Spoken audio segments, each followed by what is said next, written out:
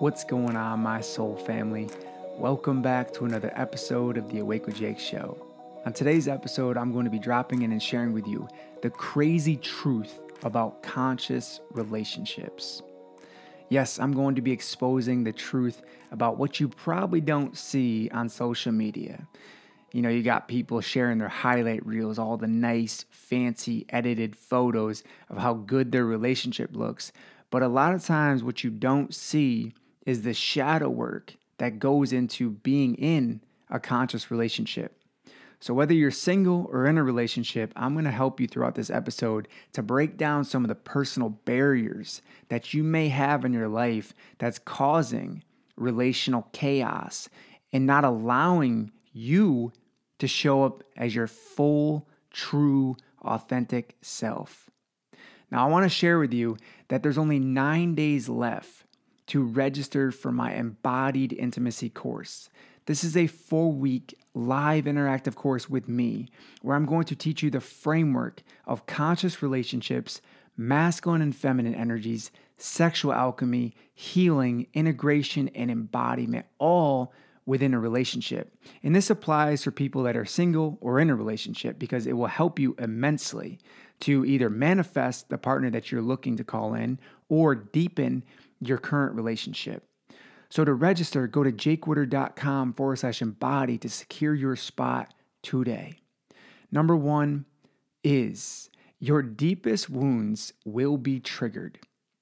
And what I mean by this is all of the stuff that you're holding on to in your body, the residue of trauma, your negative belief patterns, the harmful things that you carry in your body, the toxic energy, the toxic belief systems, all the programming that's been downloaded into you. When you get into a conscious relationship, that stuff is going to be brought up.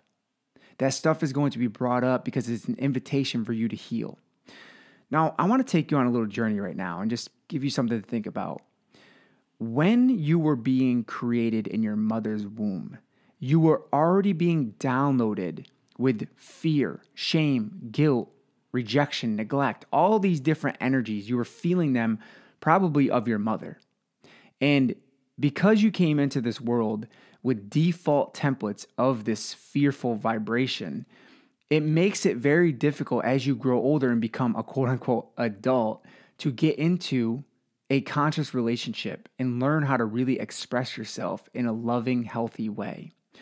So being intimate with another person is very scary because you're opening yourself not only at a physical level, sexually, but also emotionally and spiritually. You're allowing someone in to your energy field and you're sharing your life, your human experience with this person. So by getting into a conscious relationship or any relationship at all, you are opening yourself at the deepest level to another person. And the deeper you're opening yourself, the more your shadows are going to be exposed. So whatever you haven't healed is likely going to show its face in the container of that relationship. Because I believe what you don't heal will continue to manifest in your life. And a lot of times people get into a relationship, doesn't really work out. So they jump into a new relationship and they're like, oh, well, this person's different. They're better now, right? We've all been there, done that. But a lot of times what you did is you just swapped the body. You got a different hairstyle now, or they got a better tan. Like we're so focused on the physical body, we didn't realize that, wow, this person's really similar to the last one because I actually just transferred the energy. Right? It was just an energy transfer. Same person, same energy, just a different body. So what you don't heal will continue to manifest in your life. So when you get into a conscious relationship, your deepest wounds are going to be exposed because it's an invitation for you to heal so you can further awaken and transcend the false belief systems, the ego illusions that you are living with. In a divine union, it is basically a mirror for you to look at your stuff. Now, a lot of times people just point the finger and blame their partner for all their problems. You're the reason why I don't trust. You're the reason why I don't feel safe. You did this to me. And we go into this victim role, but we don't take a look at our own mother, father wounds, our inner child wounds, our own fear of rejection and abandonment, we often just quickly point the finger and this is your fault. This is your fault why I'm feeling this way. You ever been with somebody that just constantly blames you for everything? That is so degrading and it's not fun because accountability is sexy. Okay, accountability in a relationship, ownership of what you do, your mess ups, owning your shit is sexy in a relationship. But when you point the finger and you constantly expect your partner to be a certain way and you criticize them when they don't live up to your model, how often do you look within yourself? How often are you reflecting upon yourself and asking yourself, maybe I need to do some inner work? What are they reflecting back to me in this moment? And I'm not saying that they don't mess up because I'm sure they do. And they probably do make you feel unsafe sometimes. And they do, make you feel certain ways. But remember, we give permission to people to allow us to feel certain ways. We're giving them permission to control our energy, to control our emotions. Whenever you engage with someone energetically, you basically sign a little contract and you create this vortex of energy between you and them in that moment. And if you choose to give energy to that, you feed that energy, that negative energy, it continues to grow. And the ego just thrives on this. The ego gets super inflated off of this. So my invitation to you is to take a look at your own wounds and not project inside of the container of the relationship. Number 2, you will be challenged to show up more aligned with purpose and integrity. Something that's been showing up a lot, something I've been talking a lot about is flightiness in a relationship. When you are being flighty in a relationship, it makes your partner feel very unsafe, especially in the dynamic of masculine and feminine energies. When the masculine in the relationship is flighty, it makes the feminine feel very unsafe. Okay? I want to be very clear about this. It's like being with a rocky boat. When we could say he, as a masculine person, starts acting like a Peter Pan, flying around, that does not make the feminine feel safe at all. Okay? So the key here is to create safety in your relationship. And when you're not showing up with purpose, when you're not having integrity and consistent action in your relationship, and you are the type of person that says a lot of great things but doesn't really do much, that doesn't create safety in your relationship. So what you can do is to have a deeper purpose for your own self and for your own sake, but also in the relationship, it is so important to have the integrity, to have consistency, to show up fully, to show up more aligned. When you are not in alignment, that relationship is going to mirror that back to you. The reason why there's so much charge in a relationship is because you're close with someone. There's intimacy in that relationship, and it is some of the greatest feedback you will ever experience if you are open to it. When you are exchanging sexual energy with another person, there is great energy. There's life force being exchanged there. And within that life force energy, there can be great healing and transformation that happens as well. But once again, if both people are not on the same page and you are not open to the transformation and the healing, then nothing is going to change. Number 3, your ego will be invited to take a back seat. Woo! The good old ego. Just when you think you've gotten all spiritual because you've been sitting on your meditation pillow and meditating for years, the spiritual ego develops along with it. And it comes back behind you, sneaks up behind you, and it slaps you upside the head. And it says, got you again. So in a conscious relationship, the ego is always being challenged. And by the way, the ego doesn't like to be challenged. The ego likes comfort. The ego likes control. The ego likes to live in a very linear, program box-like 9-to-5 matrix mentality. It's It loves to be comfortable. It loves to have the perfect little structure. And when anything comes into the ego's vortex and obstructs the ego's programmed pattern, watch out. Watch out. It starts to flip out. It starts to go in the fight or flight mode. It starts to go in the retreat mode and shuts down because the ego doesn't feel safe, because the ego is actually designed to protect you. Okay? But what's happened is we all have an overdeveloped ego that is constantly trying to protect us, that is constantly trying to, quote unquote, guard us, but we're overguarded, we're overprotected, and we've developed this masculine shield in front of our hearts that aren't allowing us to embody the intimacy that you truly desire, which in my upcoming course, I'm going to be teaching you how to embody the intimacy that you truly desire. So when your ego gets this big old charge of energy and it wants to be right. The ego loves to be right, by the way, or have control. And I love doing this voice of the ego because that's what I feel like the ego sounds like. It sounds like this kind of grumpy old man and it's pissed off at the world and it blames everything outside of itself. It's the external. The external is what's wrong with this world. It's the changing of the weather. It's all the stuff going on in the world out there. And it loves to live in duality. It loves to live in separateness. But the soul, especially in a conscious relationship, is always trying to merge with other souls because the soul knows that it comes from one energy. We all originate from one source consciousness. Okay? The ego has divided us, believing that we are separate from other beings. We are separate from this universe. We are not this universe.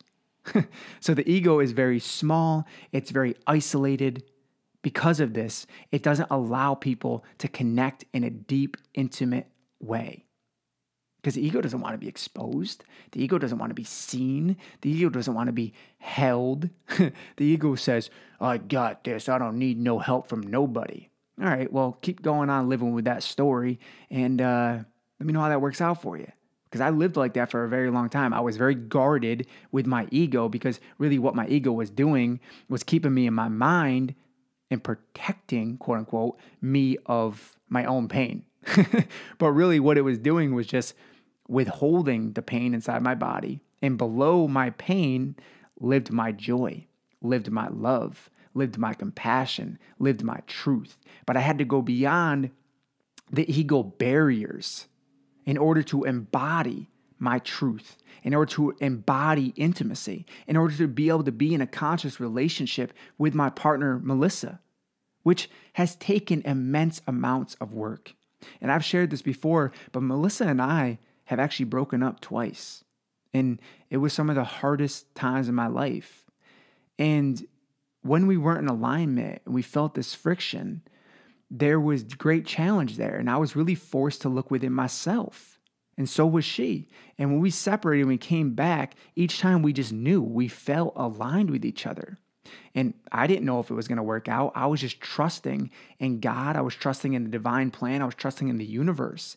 But I knew that as long as I lived in alignment and true with myself, that it was all going to work out. So if you're in a relationship right now and you're having a lot of friction, it really comes down to, are your deepest needs being met? Because if your deepest needs aren't being met and you're not being loved the way you desire to be loved, the first step is to have that conversation with your partner. But if it doesn't change and they're not willing to grow and evolve with you, then you have to be willing to let that relationship go. And that's really hard to do. And it's very challenging because the ego doesn't want to let go. The ego wants to stay in this comfortable little container of the relationship. Number 4, you will have to go beyond the surface level attraction. Once again, we're going back to the ego. I feel like we could have just called this the ego relationship, right? But the conscious relationship, you're going to go beyond the surface level. You can have all the one-night stands, hookups, casual sex you can possibly imagine, and all that stuff is just going to fulfill the ego in a temporary high. It's just like eating a bowl of ice cream.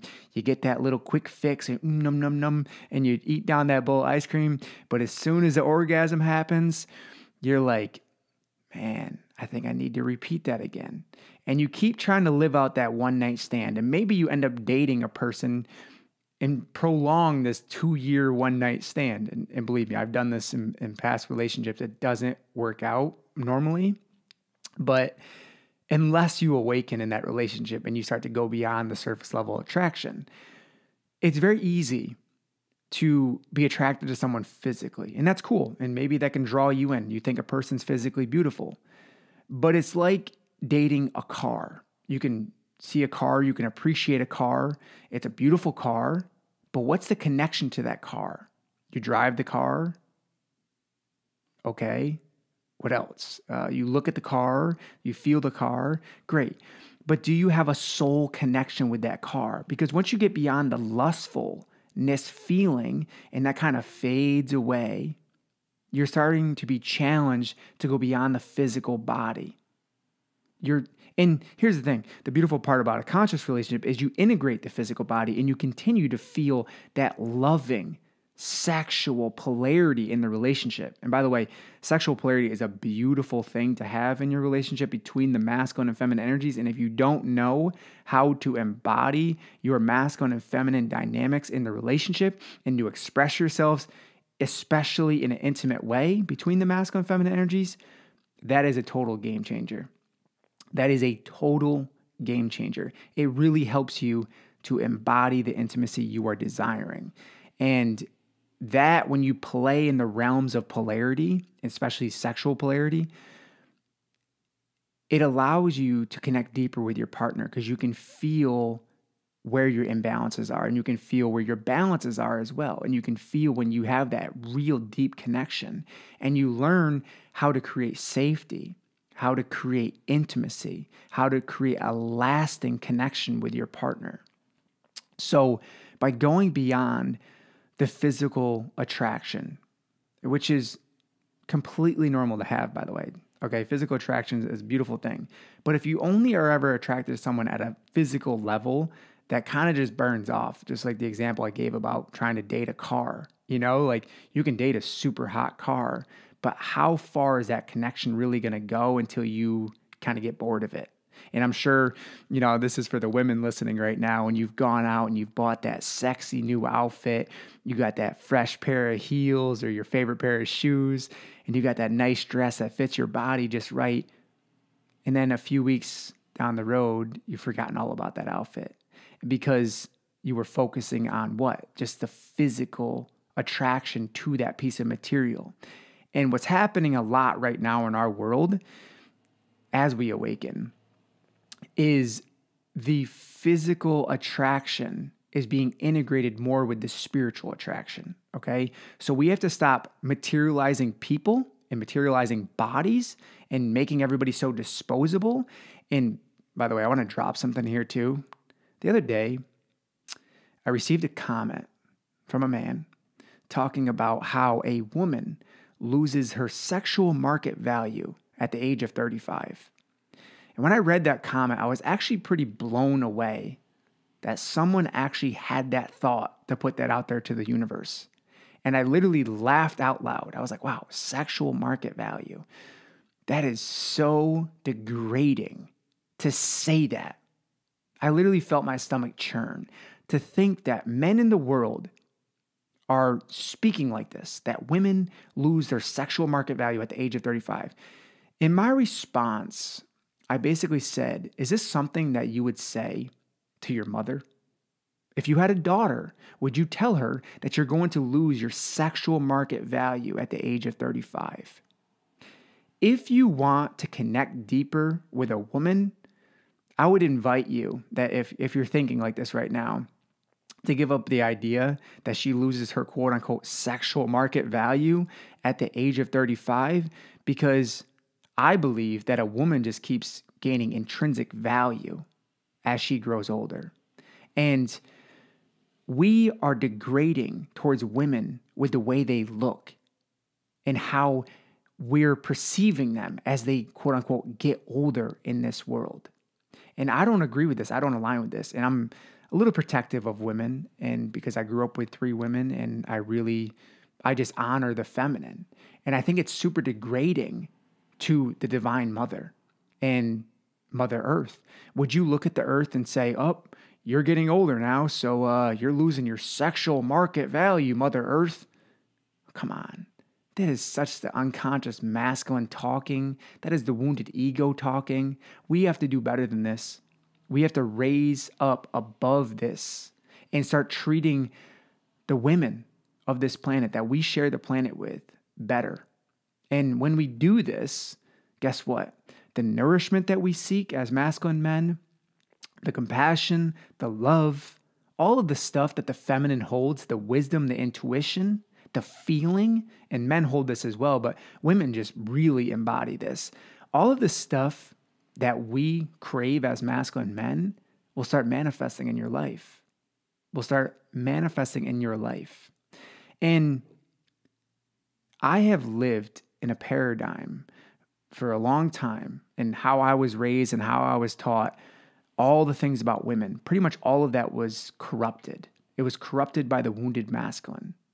And as I purged myself of these toxic masculine codes, I was able to see the beauty and the radiance of the feminine energy. Because really what you're focusing on is the feminine essence, the feminine energy, not so much the physical body. Because we are all human, okay? We are all degrading physical bodies. Our bodies are going back into earth, all right? Our bodies are dying. And if you get caught up in this paradigm of, well, she's going to lose her sexual market value at the age of 35, well, guess what? You're going to constantly be chasing the next best thing, and you'll never be satisfied in a relationship with a woman. Wow, I got off on a tangent there. Number 5, the work doesn't end because you manifested your dream partner. Ooh, how many times have you seen someone get into a relationship and like, oh, I got my soulmate now. I can just retire and live lavishly and never have to do anything again. And they quit working on themselves. Physically, they stop working out. They stop doing their meditations. They stop doing their healing work. They stop being curious about life. They stop reading the books. They stop being a self-developing person, okay, to being a transformational person, to continue to grow and ascend, to let go of the ego illusions. When you get complacent in your life and you start to go into this groove of, well, I've met my dream partner now, I guess I just got to stop doing the work and mosey on through life, the ego starts to develop again. All of the work that you were doing on yourself before you got into that relationship should continue if you want the relationship to stay aligned. Don't allow your ego to become complacent in your relationship and stop working on yourself.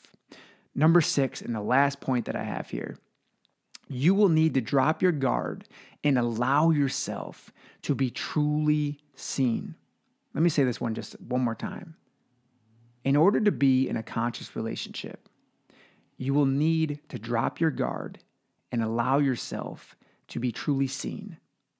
So many people in this world are carrying around this big, false, masculine shield because they don't feel safe in their body. And they don't feel safe in their body because all the trauma that they've experienced in their life has caused them to feel unsafe. They don't trust, they don't feel open, they're not feeling the love that they truly desire. So in order to be intimate with another person, you have to allow your guard to come down and trust them when you intuitively feel aligned with them. I'm not saying that you should just go blindly trust someone because you feel kind of good about them. I'm saying to feel your way through it and to listen to your intuition. And if you can trust this person and you can open to them, you can experience a beautiful, divine relationship. But if you have a guard up in a relationship and you're not fully open, you're not fully receptive to the person that you're sharing life with, then you can't embody the intimacy that you truly desire. You're not going to feel the love and the connection that your heart is yearning for. So my invitation to you is to ask yourself this question right now, to sit with this for a moment. What is the deepest thing, the deepest pain within you that is blocking you from feeling the love that you truly desire? Why do you feel the need to guard and protect yourself from everyone in the world? And why don't you feel safe? And if you don't feel safe right now, how could you start to feel more safe in this moment? How could you start to open back up to let love in? I hope that you really enjoyed and resonated with this episode. It was so fun to share this with you. And I really hope that you get a chance to experience my upcoming course, Embodied Intimacy. I'm so excited to share what's about to be shared inside of this course, because if you thought that this episode was good, once again, there's only 9 days left to register for this, and spots are filling up very quickly. So go ahead and go to jakewoodard.com/embody to secure your spot today. I love you and I appreciate you. As always, stay open, stay loving, and stay connected to that beautiful source within you.